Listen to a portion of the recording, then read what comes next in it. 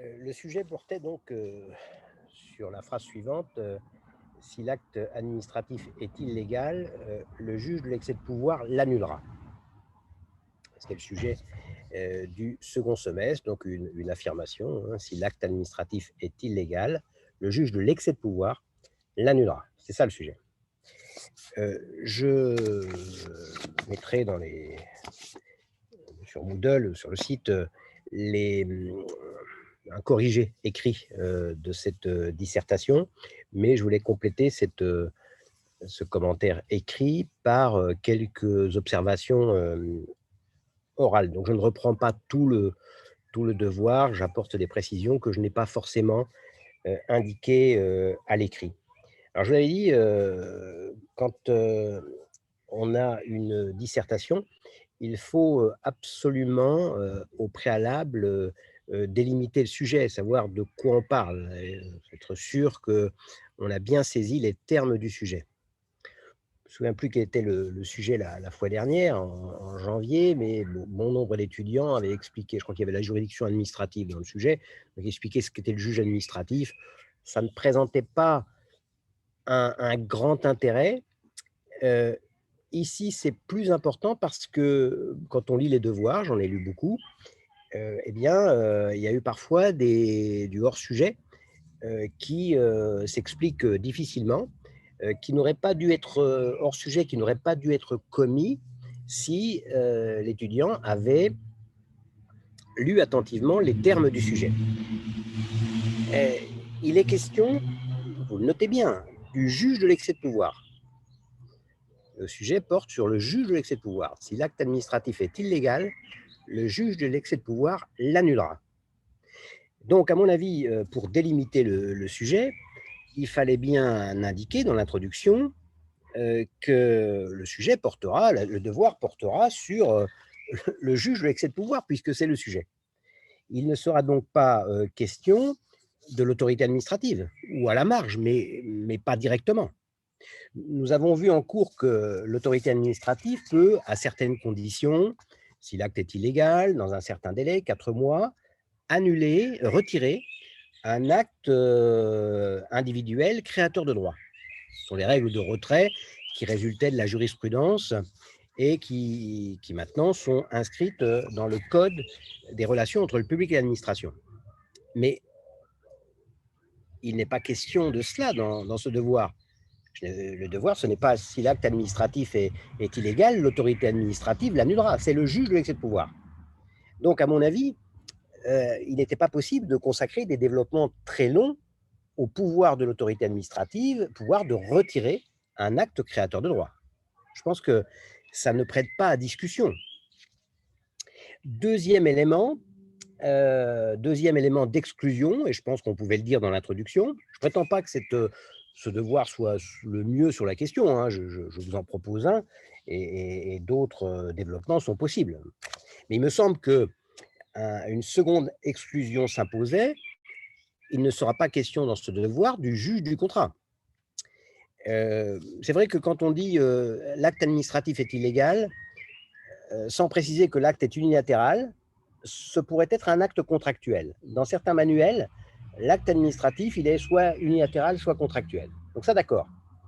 Mais il est question du juge de l'excès de pouvoir, pas du juge du contrat. Donc la confusion n'est pas possible.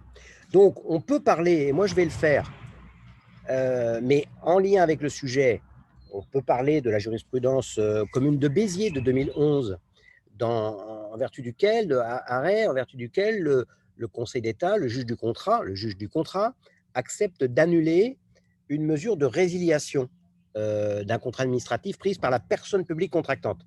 Mais ça ne peut être qu'à titre de comparaison, ce n'est pas le sujet, puisque ça, c'est le juge du contrat.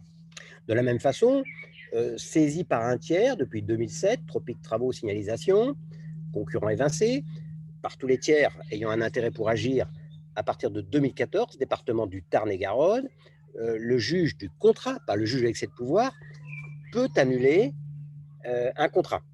Ce n'est pas le sujet, puisque le sujet, c'est le juge de l'excès de pouvoir. Donc, dans le contentieux contractuel, le seul La seule jurisprudence, à mon avis, qu'il était possible de voir, c'est l'arrêt Kayzel de 96, arrêt dans lequel le juge de l'excès de pouvoir se déclare compétent pour connaître des recours contre les dispositions réglementaires d'un contrat. Ça, c'est dans le sujet. Mais je pense qu'il n'y avait pas besoin de faire de longs développements là-dessus. Mais en tout cas, ça, c'est dans le sujet. Mais pour le reste, il n'est pas normalement question du contentieux contractuel, puisque le sujet, c'est le juge de l'excès de pouvoir. Alors, ces précisions étant faites, qui, à mon avis, doivent être faites dans l'introduction, pour expliquer comment on a compris le sujet. Et vous voyez, en lisant attentivement les termes de l'énoncé du sujet, il y avait moyen quand même d'éviter les confusions. On parle de juge de l'excès de pouvoir, on ne parle pas de l'autorité administrative, on parle du juge de l'excès de pouvoir, on ne parle pas du juge du contrat.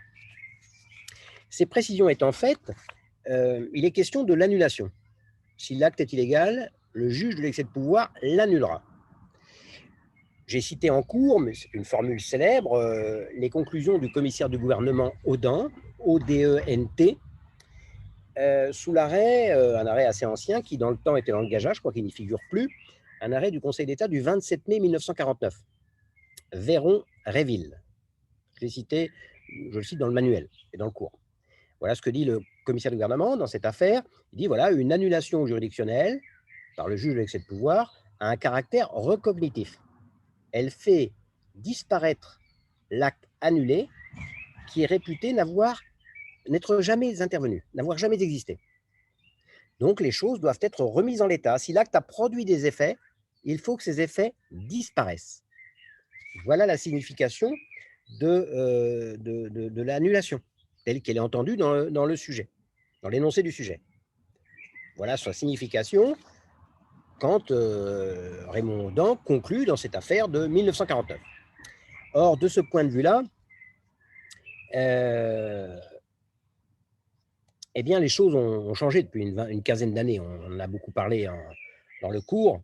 Le juge de l'excès de pouvoir essaye de limiter les effets de l'annulation de l'acte. Sortir de la proposition de Raymond Audent en 1949 en disant quand un acte est illégal, il disparaît, tous les effets qu'il a produits doivent disparaître. Il y a une jurisprudence depuis une quinzaine d'années qui cherche à moduler les effets d'une annulation. Je verrai ça dans la seconde partie. C'est vrai que quand le juge administratif constate qu'un acte est illégal et qu'il faut l'annuler, il essaye de ne pas donner une portée absolue, dans certains cas, à cette annulation. Donc la formulation du sujet n'est plus vraie. Quand un acte est illégal, il est censé n'avoir jamais existé. Enfin, le juge l'annulera, ce qui veut dire n'avoir jamais existé. C'est de moins en moins vrai. Et dans une première partie, je verrai que il arrive qu'un acte soit affecté d'une irrégularité, soit illégal, et que pourtant le juge ne l'annule pas. Alors, la première partie, ça pourrait être l'acte illégal n'est pas annulé. Et puis, la seconde partie, ce serait, je vais vous donner le titre exact que j'ai trouvé, je ne prétends pas que ce soit un titre génial, mais c'est le mien, limitation de la portée absolue de l'annulation. Voilà, à mon avis, les deux points de la dissertation.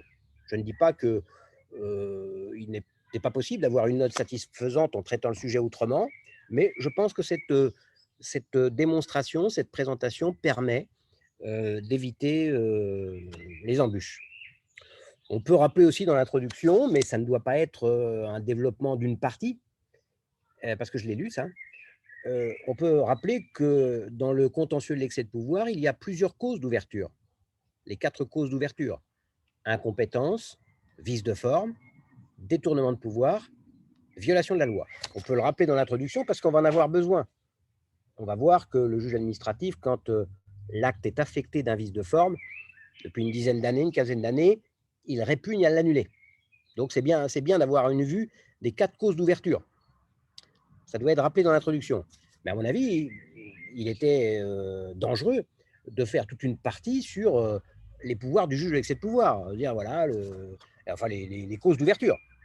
Ce n'est pas le sujet. Si ça avait été le sujet, je l'aurais donné. J'aurais dit quelles sont les causes d'ouverture dans le contentieux de l'excès de pouvoir. Vous trouverez tout ça dans le document écrit que je vais déposer.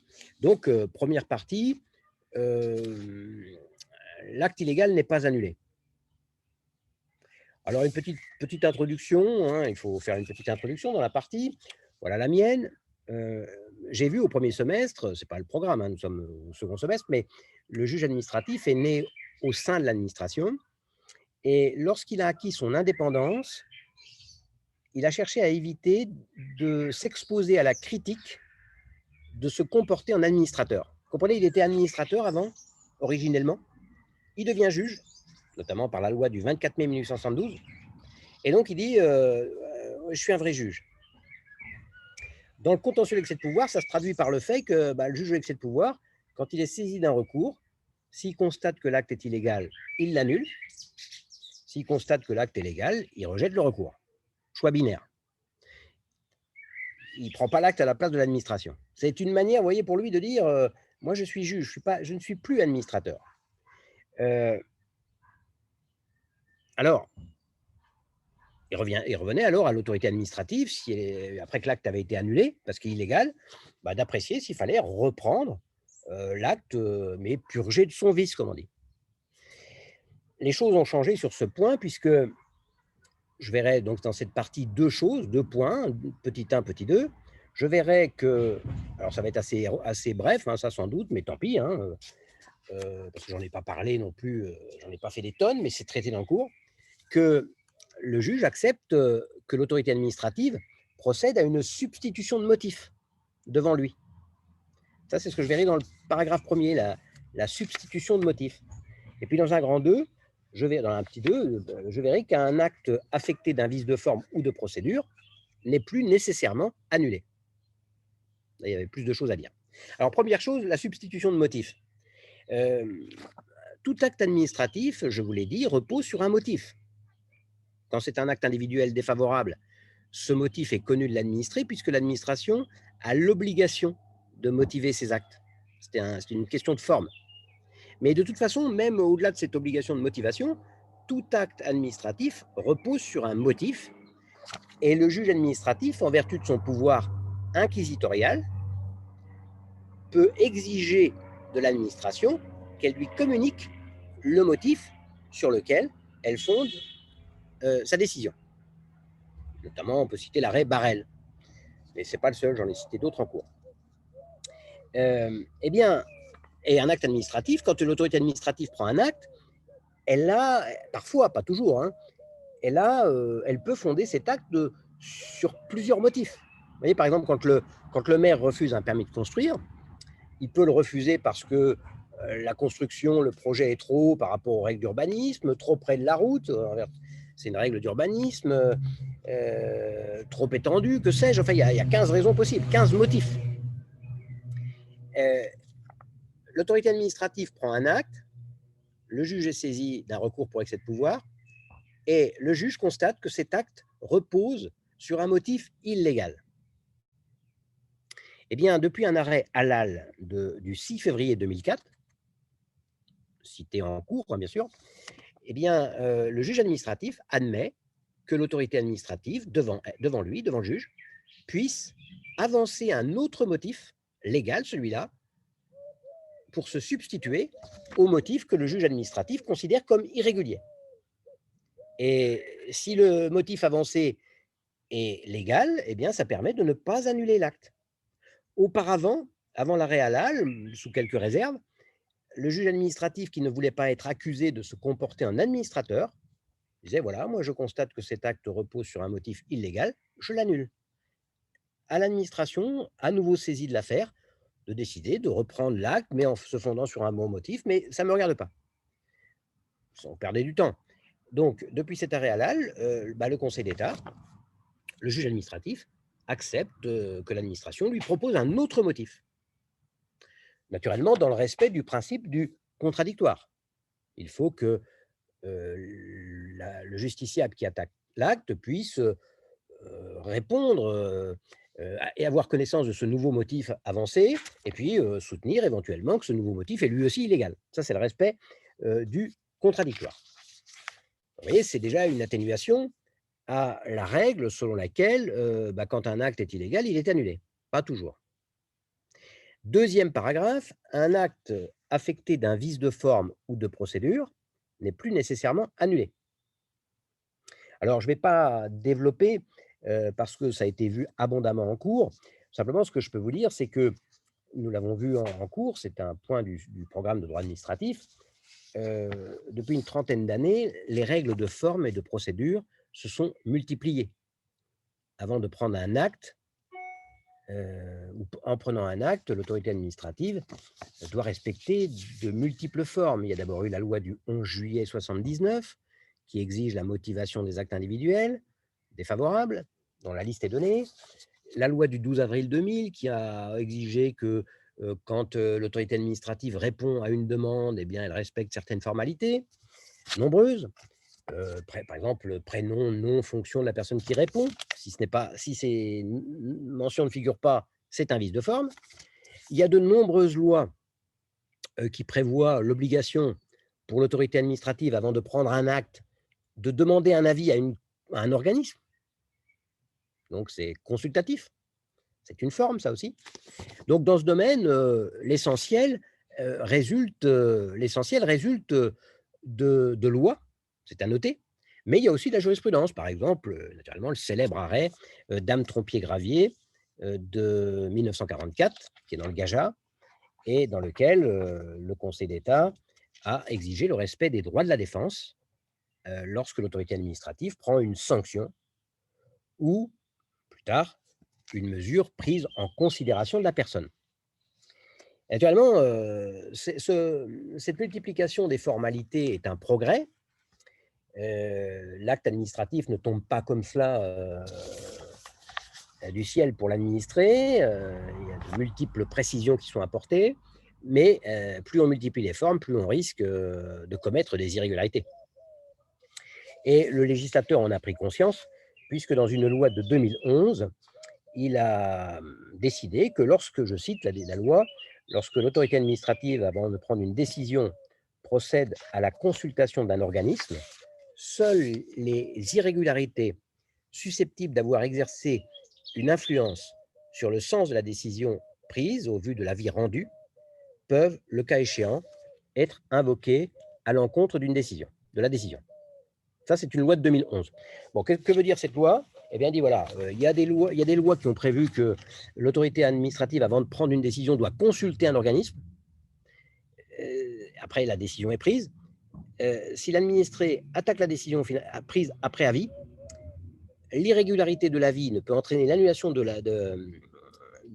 l'acte attaqué que si cette irrégularité a eu une influence sur le sens de la décision finalement prise. Assez rapidement, un justiciable demande au Conseil d'État d'appliquer cette loi. Et le Conseil d'État, dans un arrêt qui est dans le Gaja, très célèbre, que nous avons vu abondamment, le Conseil d'État, dans un arrêt du 23 décembre 2011, M. D'Antoni, a réécrit cette loi. Il a dit finalement, cette loi ne fait que rappeler un principe général du droit, et il résulte de ce principe général du droit que la loi de 2011 n'a fait que rappeler, que lorsqu'un acte est affecté d'un vice de forme ou de procédure, ce vice n'entraînera l'annulation de l'acte que si ce vice a eu un effet, une influence sur le sens de la décision prise, ou a privé l'administré d'une garantie. Donc le Conseil d'État réécrit la loi. La loi ne parlait que d'une forme, que d'une formalité, c'était un avis, la consultation. Le Conseil d'État, lui, vise tout vice de forme ou de procédure. Et la loi de 2011 indiquait que le vice dans la consultation entraînait l'annulation de l'acte attaqué si ce vice avait eu un effet, une influence sur le sens de la décision prise. Le Conseil d'État ajoute, il confirme ce point, hein, influence sur le sens de la décision prise, mais il ajoute aussi une deuxième possibilité, c'est que le vice de forme est privé de garantie l'administré. Le Conseil d'État procède un peu comme il l'a fait, pas tout à fait, hein, mais comme il l'a fait dans l'arrêt Alitalia, vous avez le droit de le dire, de 1989, dans lequel, je vous rappelle, le Conseil d'État indique qu'en vertu d'un principe général du droit, l'autorité administrative a l'obligation d'abroger un acte réglementaire illégal dès le jour où il a été pris. Le Conseil d'État, on demandait au Conseil d'État d'appliquer un décret de 83 qui avait posé cette règle d'obligation d'abrogation. Le commissaire du gouvernement doutait de la légalité de ce décret. Il dit, moi, je ne peux pas l'appliquer, il est illégal. Mais il dit, mais finalement, ce décret ne fait que rappeler un principe général du droit consacré par la jurisprudence. C'était assez piquant, puisque le Conseil d'État, 7-8 ans avant, au début des années 80, avait refusé de consacrer cette obligation d'abroger un acte réglementaire illégal dès son édiction. Bon, vous pouvez rappeler tout ça, hein, ça montre votre culture en droit administratif, c'est pas du hors-sujet, ça. Donc, ce petit 2 porte essentiellement sur l'arrêt d'Antony. On peut peut-être parler un peu de l'arrêt du Conseil d'État du 18 mai 2018, qui est dans le même mouvement, CFDT Finance. Mais attention, dans l'arrêt CFDT Finance, le Conseil d'État indique que il n'y a pas, quand le juge administratif est saisi d'un recours pour excès de pouvoir dans les 2 mois, le justiciable peut invoquer tout vice de forme ou de fond pour obtenir l'annulation de l'acte, sous réserve quand même de ce qu'on vient de dire de Danthony. Mais passé ce délai, il est toujours possible de contester un acte administratif, soit en soulevant son exception d'illégalité. Je vous rappelle que l'exception d'illégalité d'un acte réglementaire est perpétuellement possible. Je ne reviens pas ici sur ce qu'est l'exception d'illégalité, je pourrais le faire, mais ce n'est pas le lieu. Et puis, il est possible aussi, arrêt Alitalia, consacré par le Code des relations entre le public et l'administration, de demander à l'administration d'abroger un acte illégal dès son édiction. Et donc, vous voyez, dans l'arrêt CFDT Finance, il ne s'agit pas du juge de l'excès de pouvoir. Je vous rappelle que le sujet, c'est le juge de l'excès de pouvoir.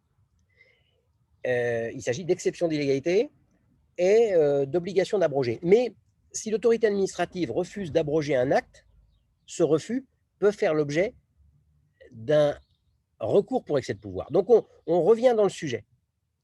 Et donc, dans l'arrêt CFDT Finance de 2018, un arrêt qu'on a beaucoup vu aussi, eh bien, le juge administratif indique que, passé le délai de recours pour excès de pouvoir, quand une personne demande à une autorité administrative d'abroger un acte réglementaire, elle ne peut soulever que des moyens de fond. Les vices de forme ou de procédure ne peuvent pas être soulevés. Par conséquent, quand le juge administratif sera saisi d'un recours pour excès de pouvoir contre le refus d'abroger un acte réglementaire, il dira, non, je rejette le recours dans la mesure où vous me soutenez que cet acte réglementaire pris il y a 15 ans devait être abrogé parce qu'il est affecté d'un vice de forme ou de procédure. Non, ce n'est plus un motif invocable. Donc, vous voyez, l'arrêt CFDT Finance peut être ramené au sujet avec les précisions que je viens de donner. Seconde partie maintenant, limitation de la portée absolue de l'annulation.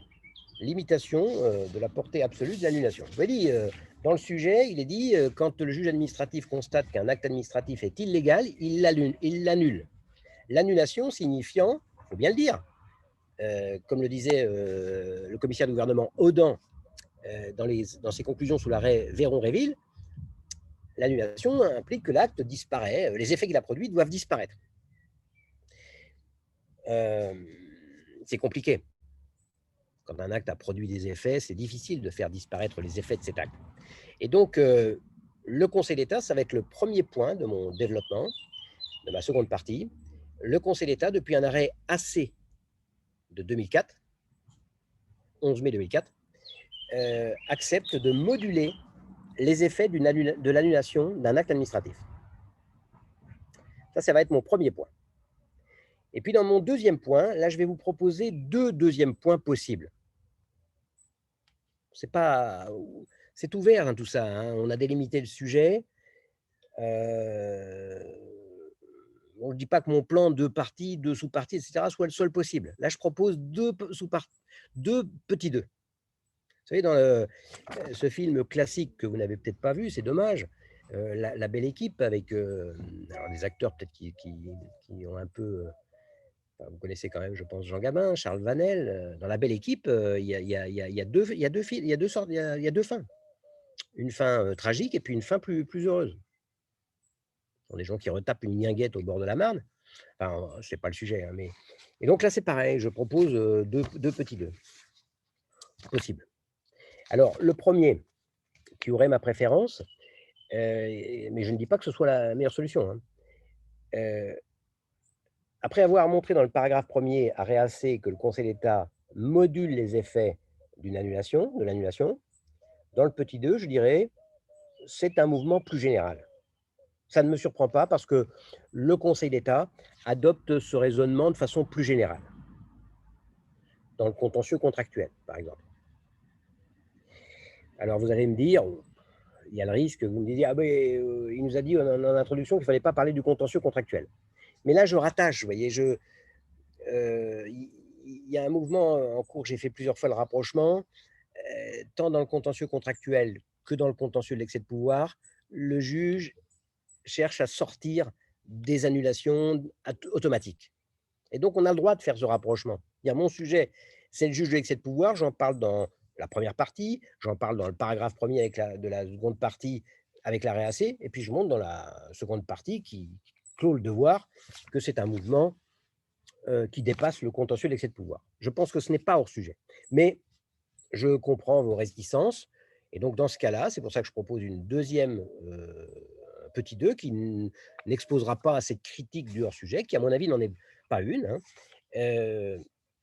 La deuxième, le petit 2, autre possible, c'est qu'après avoir montré dans le petit 1 que le juge module les effets de l'annulation, d'une annulation d'un acte administratif, dans le petit 2, je vois que cette jurisprudence conduit à la fin des lois de validation. Et ça, c'est toujours le sujet. Alors, si jamais on retient le premier petit 2 possible, c'est-à-dire cette évolution dépasse le cadre des contentieux, je vais vous le présenter en 2 minutes, le contenu du second petit 2 possible devra être intégré dans le petit 1. Sinon, ben, il n'y a pas à l'intégrer. Et dans ce cas-là, si on retient le deuxième petit 2 possible, eh bien, le petit 2 qui a ma préférence pourrait être éventuellement la conclusion, si on veut. Assez longue. Alors, petit 1, donc la modulation des effets d'une annulation d'un acte administratif. Je vous rappelle, hein, Raymond Audin, quand un acte est illégal, il est annulé, ce qui signifie que tous les effets qu'il a produits doivent disparaître. Ce n'est plus vrai aujourd'hui, depuis l'arrêt AC. Je vous rappelle que dans l'arrêt AC, il s'agissait d'une convention d'assurance chômage. Les chômeurs touchent des allocations. Ces allocations sont établies par un accord entre les partenaires sociaux, les syndicats d'employeurs, les syndicats de salariés. Il y a une négociation qui aboutit à une convention entre les syndicats représentatifs. Il y a 2 points principaux dans cette négociation. Combien les chômeurs vont-ils toucher? Quelles sont les cotisations qu'il faut que les salariés et les employeurs doivent acquitter pour financer cette assurance? Pour que la convention soit applicable à tous les salariés et à toutes les entreprises de France, le ministre doit donner son agrément. Ça, c'est un acte administratif. Oui, parce que sinon, les personnes diraient, moi, je ne suis pas à la CGT ou CFDT, je ne suis pas au MEDEF si je suis le patron. Moi, je ne suis pas reconnu, moi. Je ne reconnais pas cette convention. Donc, par son agrément, le ministre étend la convention à tous les salariés et à toutes les entreprises de France. Et dans cette affaire AC, l'agrément était illégal parce que, en vertu des textes, le ministre devait, avant de prendre l'agrément, ça va sonner 9 coups puisqu'il est 21 h. Très bien. Donc, le ministre, avant de prendre l'agrément, devait consulter une commission, et cette commission était irrégulièrement composée. Et en vertu de la jurisprudence du Conseil d'État, c'était avant l'arrêt d'Antony, cette composition irrégulière rendait l'agrément illégal. Vous voyez, pour un vice de forme, eh bien, l'agrément va être annulé, les effets qu'il a produits vont disparaître, et donc les chômeurs qui ont été indemnisés sur le fondement de la convention non agréée devront rendre leurs indemnités, les cotisations devront être calculées, c'est une solution et qui est difficile à mettre en œuvre, pratiquement impraticable. Et donc le Conseil d'État, dans cet arrêt, a rappelé tout d'abord qu'en principe, effectivement, quand un acte est illégal, il doit être annulé, les effets qu'il a produits doivent disparaître, mais le Conseil d'État apporte 2 exceptions. Il se reconnaît le pouvoir, si les conditions sont remplies, hein, c'est une évaluation, soit de différer les effets de son annulation. Normalement, quand le juge constate qu'un acte est illégal, il l'annule et l'annulation prend effet immédiatement. Eh bien, depuis l'arrêt AC, le Conseil d'État pourra différer l'annulation. Dire voilà, l'acte est illégal, il est annulé, mais l'annulation prendra effet dans 6 mois, par exemple, dans 1 an, dans 3 mois. Ça permet à l'autorité administrative d'avoir 3 mois, 6 mois, 1 an pour réparer l'erreur. Et puis, seconde modalité de l'arrêt AC, le Conseil d'État peut juger que l'acte est illégal, il doit être annulé, mais que certains des effets qu'il a produits doivent subsister.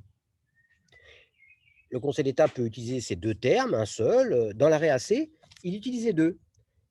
Il dit l'agrément est illégal, il est annulé, mais l'annulation ne prendra effet que, je ne sais plus, dans 3 mois ou dans 6 mois, ce qui laisse le temps à l'autorité administrative de reprendre un agrément après avoir consulté une commission régulièrement composée. Et puis le Conseil d'État indique, second aspect, que l'annulation n'entraîne pas la disparition de tous les effets produits par la convention chômage. Notamment, les chômeurs n'auront pas à reverser les allocations qu'ils ont touchées sur le fondement de cette convention qui avait été illégalement étendue par l'agrément.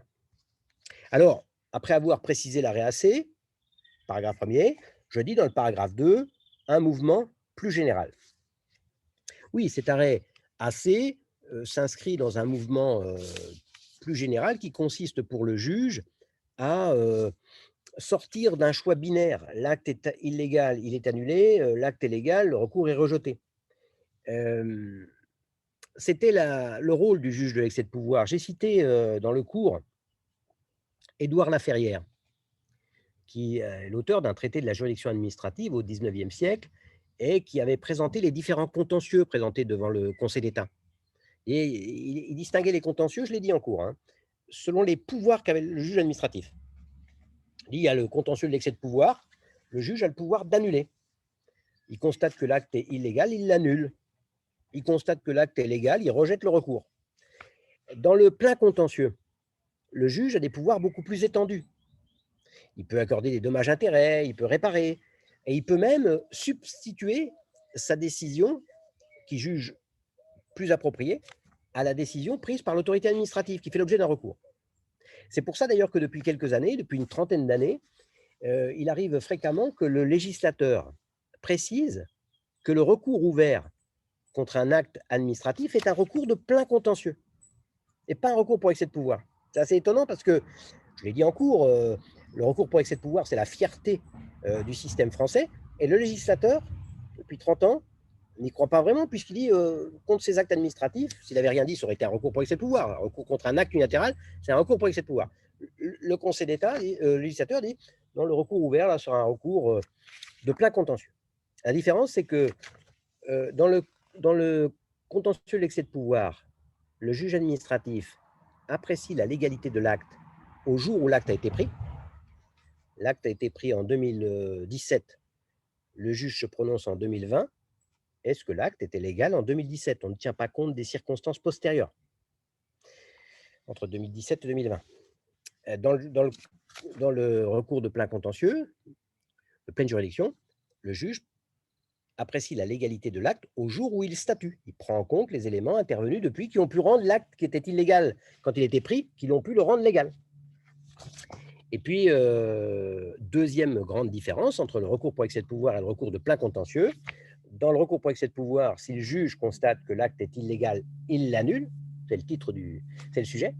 Alors que dans le recours de plein contentieux, ben non, il peut annuler, mais il peut aussi substituer la bonne décision à la décision prise par l'autorité administrative que le juge estime irrégulière.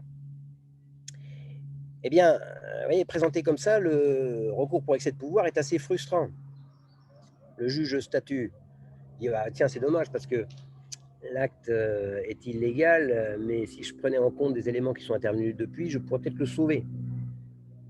Et puis plutôt que de renvoyer l'acte est illégal, bon, je l'annule, l'autorité administrative est à nouveau saisie, et son acte fera peut-être à nouveau l'objet d'un recours, pourquoi pas ne pas prendre l'acte à sa place. Vous voyez, c'est un peu frustrant.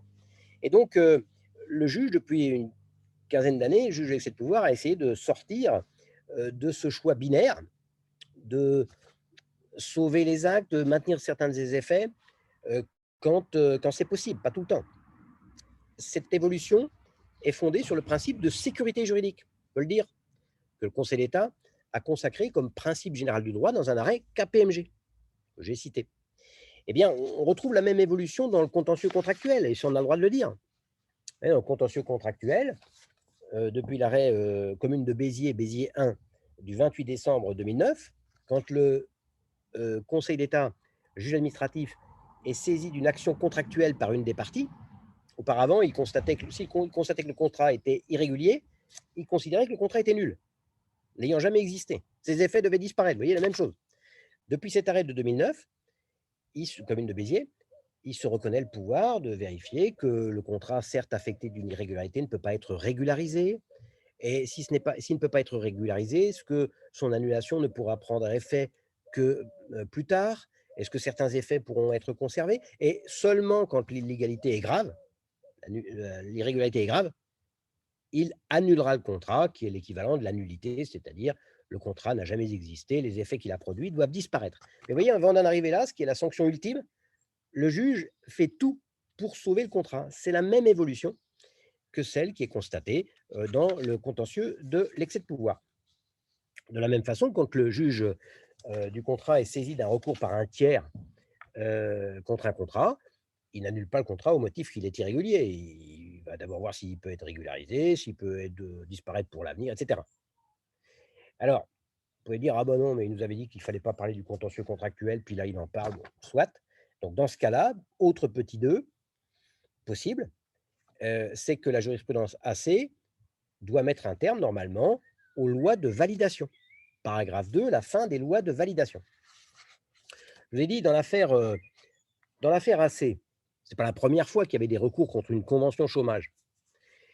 Quand le juge administratif annulait la convention d'assurance chômage, enfin l'agrément de cette convention, eh bien, l'agrément étant censé n'avoir jamais existé, il fallait faire disparaître tous les effets produits par cet agrément. Les milliers de chômeurs reversaient leurs subventions, leurs indemnités, les employeurs récupéraient leurs cotisations, etc. C'était impraticable. C'était la règle, mais c'était impraticable.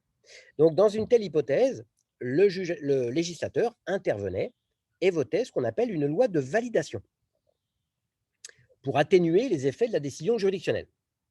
J'ai parlé à plusieurs reprises dans le cours de ces lois de validation qui posent un problème juridique puisque le juge a déclaré une illégalité et le législateur surmonte cette illégalité.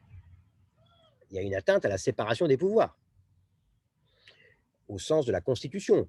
Il y a peut-être aussi une atteinte à la règle du procès équitable garantie par l'article 6 de la Convention européenne des droits de l'homme, qui garantit l'égalité des armes. Voilà, si vous avez un litige avec l'État, et si l'État, en votant une loi, peut changer les règles, il y a atteinte à l'égalité des armes.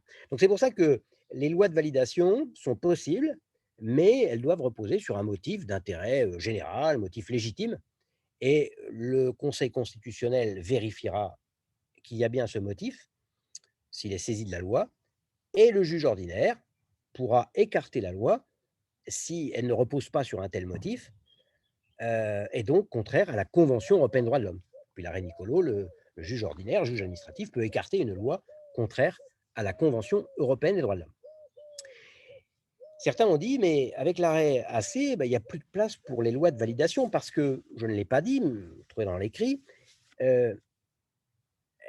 les parties dans un litige peuvent demander au juge, dire, écoutez, là vous êtes saisi d'un recours en annulation, moi je soutiens que l'acte n'est pas illégal, donc je vous demande de rejeter le recours, mais si vous considérez que l'acte est illégal, je vous demande de moduler les effets de l'annulation. Mais le juge peut moduler les effets, c'est-à-dire appliquer l'arrêt AC, différer l'annulation, maintenir des effets, même si on ne lui a pas demandé, d'office. Et d'un point de vue contentieux, ça veut dire que dans un arrêt, s'il n'est pas question de la modulation, eh ben, il faut en déduire que implicitement, sans le dire, le juge a examiné s'il y avait possibilité de modulation, et s'il n'en parle pas, c'est qu'il a estimé que les conditions n'étaient pas réunies. Car je vous l'ai dit, le principe demeure celui affirmé par Audin en 49, quand un acte est illégal, ses effets doivent disparaître. Mais par exception, je ne développe pas, il est possible de maintenir certains effets ou de différer les effets. Donc, si la question n'apparaît pas dans l'arrêt, eh bien implicitement le juge a considéré qu'il n'y avait pas de motif d'intérêt général justifiant de déroger aux effets de l'annulation. Ils sont absolus. Donc, on pourrait dire, à partir du moment où le juge a statué ainsi, il n'y a pas de place ensuite pour une loi de validation. Ce n'est pas aussi simple que ça parce que le juge administratif et le conseil constitutionnel, par exemple, peuvent ne pas avoir la même définition du motif d'intérêt général justifiant de moduler. Un exemple que je donne dans le manuel et que j'ai donné en cours, le Conseil d'État a annulé le décret fixant à 39 heures la durée hebdomadaire de travail dans la restauration. C'est une demande des restaurateurs qui dit nous les 35 heures, on ne peut pas. Donc le Premier ministre prend un décret disant voilà, dans la restauration, c'est 39 heures, la durée hebdomadaire. Le Conseil d'État annule le décret. Ce décret n'a donc jamais existé. Il va falloir reconstituer toutes les fiches de paye. Horrible. Avec une durée de 35 heures. Les 4 heures supplémentaires sont des heures supplémentaires, payées différemment, etc. Eh bien, dans l'arrêt, le Conseil d'État, je n'ai pas l'arrêt sous les yeux, mais le Conseil d'État estimait que non, il n'y avait pas à moduler les effets de l'annulation. L'acte est illégal, il doit être annulé. Le législateur a voté une loi de validation. Et voilà, les salaires tels qu'ils ont été calculés sur le fondement du décret, je résume un peu, hein, restent perçus tels quels. Le Conseil constitutionnel a été saisi de cette loi de validation, et lui, au contraire, il a estimé qu'il y avait bien un motif d'intérêt général qui justifiait de déroger à l'interdiction de voter une loi de validation. Voilà. Voilà dans les grandes lignes, à mon avis, comment il fallait traiter ce sujet. Je vais donc déposer également le sujet par écrit, à l'écrit, dans les documents, enfin dans le site, dans Moodle ou sur le site.